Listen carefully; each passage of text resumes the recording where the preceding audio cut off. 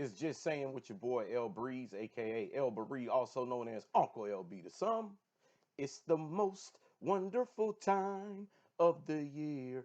Football's back, baby. 2019 is on the rise. And you know it's that time of year where every fan base just feels that they have a chance. Oh, you get a Super Bowl. You get a Super Bowl. You get a Super Bowl. Not so quite. Okay, there are some delusional fan bases out there that actually think that they have a chance when in reality they don't have a shot in hell at making the playoffs this year. And I'll tell you about five of them that are complete dumpster fires that you can just take off the list. And if you're a fan of any of these five teams, do yourself a favor. Just accept the reality that your franchise is, yeah, they're not that good. Number five, Denver Broncos, John Elway. I think he may be taking part in a little too much of the other commerce out there in Colorado. They're paying attention to his own franchise out there in Denver. They're just not good. Joe Flacco taking to the promised land. Yeah, I seriously doubt it. Number four, the Bengals. Yes, Cincinnati Bengals, led by the redheaded stepchild himself, Andy Dalton, with a gimpy AJ Green and a defense that seems to be a little depleted. I don't really see too much happening with that. And number three, Detroit Lions, Motown. No, no, no promise at all. I really don't see it. Stafford, what does he have to work with? He doesn't have any weapons. Yeah, I didn't think so either, you know. And number two, the Buffalo Bills. You just let LaShawn McCoy, Shady McCoy, go for free? I don't quite get that at all.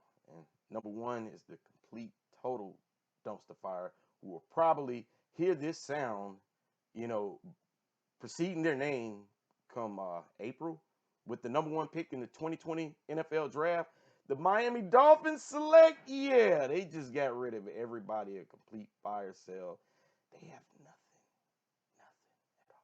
But anyway, those are the complete dumpster fires that, you know, if you're watching the show, if you're a fan of them, I feel your pain, but just know in reality that you don't have a chance in hell and probably for the foreseeable future playing in the postseason. But let's get to the stuff that matters. Let's break down these divisions and who I really feel is going to take the next step and be in the postseason in the level of playoffs. Let's start in the AFC East. Yeah, by default, let's just go ahead and crown the New England Patriots. I mean, by default, two of the teams that were on the dumpster fire list in the division. I wish my favorite team was in that division. Maybe we have a chance every year to compete, you know. But yeah, the New England Patriots by default. I mean, who are they going to compete with? The Jets. The Jets will make some little progress. They'll be okay. Maybe 8-8. You know, Josh. Nah, no, 8-8 maybe, but Pats by default. AFC East goes to the Patriots as usual again. Going down to the AFC North, surprisingly, AFC North is probably the toughest division in the AFC. You know what I mean? The Ravens, ground and pound, they don't have enough weapons to compete in a high octane NFL. They don't have that high octane to compete with all these other offenses that are out there, not just in the AFC but the NFC as well. Complete, you know, you got to have offense, you got to be able to put points on the board, and their defense took a step back slightly. Their defense is decent, but they're not quite for me in that division. And it's all about the Browns and the Steelers. And I know on paper Cleveland just looks so good. On paper, they look good. But give me the veteran leadership of Mike Tomlin, who's been there before, along with Big Ben, to out-edge Cleveland for that division. I like the Steelers winning the AFC North. But Cleveland will be good, and they'll compete. They'll show some progress as well. Switching over to the AFC South, you know, good but not great division. You got some decent teams. You know, the Texans and the Jags, they're strong. Colts are iffy, but they ran out of luck.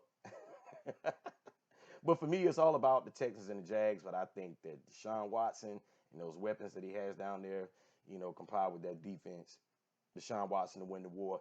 Texans to take the South. They'll win that division. And finally, going over to the AFC West, let's just get the reality show called The Raiders out the way. I mean, the ratings are good, but they're not invited to the award show. I mean, for God's sake, they just suspended Antonio Brown. He's a damn lunatic. But for me, it's all about one word: Chiefs, Chiefs, Chiefs. Yeah, the Chargers, they're good, but they have issues. Derwin James out. suspect on defense a little bit in certain spots. Offense is good, but then they don't want to give Melvin Gordon the money. Well, I don't really understand it. They still have weapons to compete, but for me in that division, it is all about the Chiefs. Say nothing more. All right, let's go over to the NFC.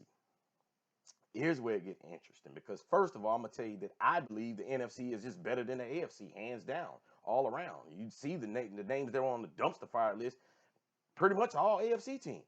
But the NFC is great, man. It's tough. It's competitive. Let's start in the NFC East. And, for me, Giants and Skins, they barely escaped the dumpster fire list because they're kind of got some pieces that they're trying to work and get better, but I don't think they're quite there. For me, in that division is all about the Cowboys and the Eagles, and I give a slight edge to the Cowboys winning that division because I just don't trust Carson Wentz. Not that he's not a good player, it's just he can't stay healthy. They may be a playoff team, but I just think the Cowboys out-edge them for that division and take the NFC East. Going over to the NFC North, the Bears. Yeah, it's the Bears, and I don't care. You can debate me all day long. I mean, the Packers, new coach, new system, they'll make some progress, but their defense is suspect. Yeah, they don't even have Clay Matthews anymore. That's kind of weird not to see Clay Matthews playing for Green Bay, but, I just think it's the Bears. The Vikings will compete, but Kirk Cousins, I don't really see it. I just think that the Bears are a little too much with that stymie defense and money making Mitch Trubisky making progress, and they got weapons. Don't sleep on the Bears. They got weapons. I think the Bears take the NFC North, win that division hands down. Going over to the most interesting division in the NFC to me, and that is the NFC South, where I'm going to go ahead and say it. I'm just going to say it. You don't have to take my word for it. But Atlanta is the most underrated, powerful team in that conference. Not just the division, in that conference. That's right. They got their weapons on offense, and I think they're going to be the number one scoring offense in the NFL, right ahead of the Chiefs. You heard it here first. You heard it here first on Just Saying. Atlanta Falcons will be the number one scoring offense in the league. That's not far-fetched, ladies and gentlemen. Let's face it, last year the defense was decimated by injuries. They stay healthy. I think they compete in that division with the Saints, out-edging the Panthers for second in that division. I just think the Panthers are probably 8-18. The Saints will be good. They're the Saints. Their defense is good. I just think the Falcons out-edge the Saints, and the Saints out-edge the Panthers a little bit for the second spot, probably getting a wild card, but the Falcons will win the South, and the Bucks is just stop. We don't even have to talk about Tampa, even though Bruce Arians, he'll get that team right in a little bit, but they're not just exactly a pushover, but they don't have a shot to win the division. Going over to the NFC West, it's the Rams by default. It is. I mean, 49ers, up and coming maybe, but I don't know who the weapons at wide receiver. I just don't see it. Garoppolo has Tevin Coleman at the running back position. They got a couple running backs. I just don't see who is going to throw the ball to other than Kittle. Other than tight end, I don't see them having receivers. Defense may get a little bit better, but I just don't think they have enough to take that division. And the Seahawks, while I love Russell Wilson, I have a love-hate relationship with Mr. Russell, last name Wilson. I don't think they have enough to beat the Rams and the Cardinals. Rookie quarterback, second-year head coach. Yeah, they got some veterans at the wide receiver position, but that defense is lacking. They're lacking. I just don't see it. And I just think the Rams by default win that division. So which takes me to the outlook of the playoffs. Here's what I'm looking at, guys. In the AFC, number one, Chiefs. Chiefs, number one. Patriots, number two. Steelers, number three, followed by the Texans. All four of those will win their divisions, with the wild cards going to the lovable Cleveland Browns, who Browns fans, I'm going to tell you, I feel your pain. All of a sudden, you're going to have new friends. No, I know it's no new friends, but you're going to have a lot of new friends.